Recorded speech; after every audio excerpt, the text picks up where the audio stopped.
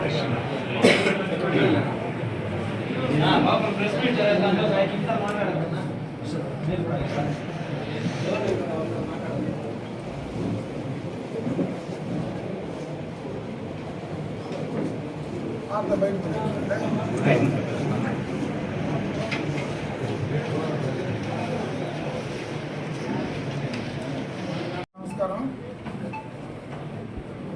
నిన్న జరిగినటువంటి లోక్సభ శాసనసభ ఎన్నికల్లో పలమనేరు నియోజకవర్గానికి సంబంధించి ఓటర్లు మొత్తం కూడా దాదాపు 87.2% వారి ఓటు హక్కును వినియోగించుకున్నారు. ఎప్పుడూ గత చరిత్రలో ఇంత ఎక్కువ పోలింగ్ శాతం జరిగినటువంటి సందర్భం చరిత్రలో లేదు. ఈ ఎన్నికల్లో మొత్తం కూడా ఓటర్లు ఓటెత్తారు. అంటే బయట ఎక్కడో విదేశాల్లో ఉండేవారు కూడా, అంటే లండన్ కావచ్చు, ఆస్ట్రేలియా కావచ్చు, మరి కెనడా నుంచి కానీ రకరకాలుగా అక్కడ ఉద్యోగాలు చేసేటువంటి యువకులు, బయట వ్యాపార రీత్యా ఉద్యోగ రీత్యా ఉండేటువంటి వాళ్ళందరూ కూడా ఈ ఎన్నికల్లో వచ్చి ఓటు వేయడం అనేది మరి మనం ఆలోచించాల్సినటువంటి పరిస్థితి కనపడుతుంది. అంటే ఎప్పుడు ఇంత పెద్ద ఎత్తున అంత దూర ప్రాంతాల నుంచి కూడా ఓట్లు వేయడానికి పోలింగ్ బూతుల దగ్గర బార్లో నిలబడేటువంటి సందర్భం లేదు.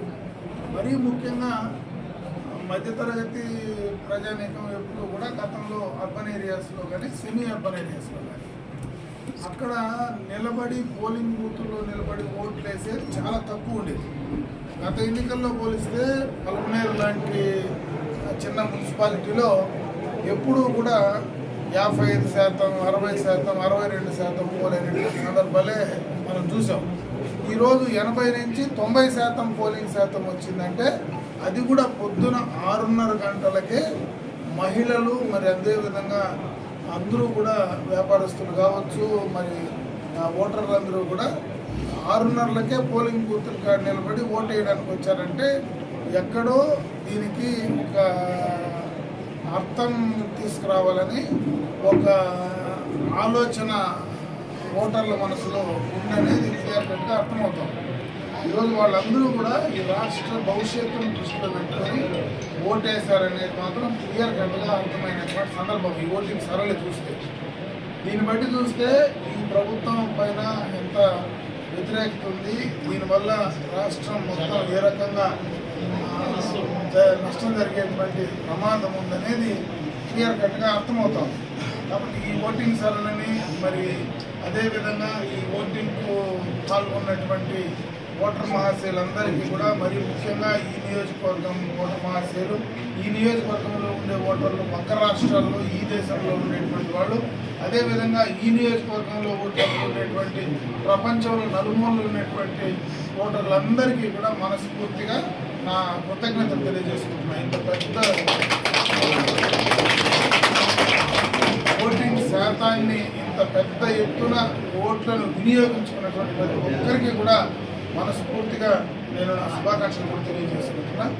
మరీ ముఖ్యంగా ఈరోజు ఈ ఎన్నికల్లో తెలుగుదేశం పార్టీ గెలుపు కోసం ఎవరైతే కష్టపడ్డారో, ఈరోజు కార్యకర్తలు కావచ్చు, నాయకులు కావచ్చు, వీళ్ళందరూ కూడా చాలామంది ఈ యొక్క ఎన్నికలకు దాదాపు 6 నెలల నుంచి కూడా శ్రమించినటువంటి సందర్భాన్ని ఒకసారి గుర్తు చేసుకుంటూ, ఈ ఎన్నికల్లో తెలుగుదేశం పార్టీ విజయానికి, అదేవిధంగా పర్సనల్గా నా విజయానికి కావచ్చు, పార్లమెంటు అభ్యర్థిగా పోటీ చేసేటువంటి దగ్గుమల ప్రసాదరావు గారి విజయానికి కావచ్చు, కష్టపడినటువంటి ప్రతి ఒక్కరికి కూడా మనస్ఫూర్తిగా నా ధన్యవాదాలు కూడా తెలియజేసుకుంటున్నా. ఓటర్లు కానీ మా యొక్క ఎన్నికల్లో మా గెలుపు కోసం కష్టపడినటువంటి ప్రతి ఒక్కరికి కూడా మనస్ఫూర్తిగా కూడా నా కృతజ్ఞతలు కూడా తెలియజేస్తున్నాను. ముఖ్యంగా